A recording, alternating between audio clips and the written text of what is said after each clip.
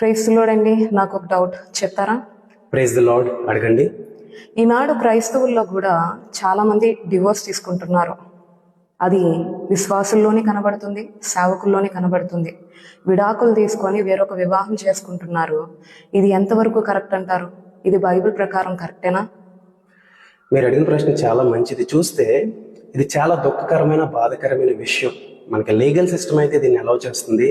మరి ఒక మతంలో చూసుకున్నట్లయితే 3 సార్లు వద్దు అనుకుంటే విడిచిపెట్టచ్చు. కానీ క్రైస్తవులుగా మనం జ్ఞాపకం చేసుకోవాల్సింది ఏంటంటే, దేవుని వాక్యం ఈ విధంగా చెప్పట్లేదు.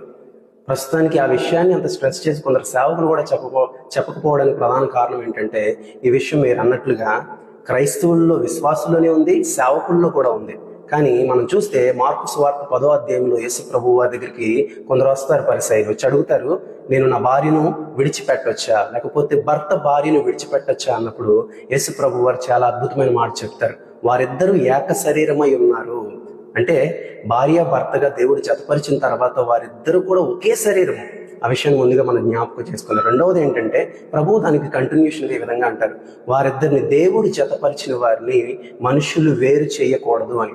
అంటే డివోర్స్ని బైబిల్ ఏ విధంగా కూడా సమర్థించట్లేదు.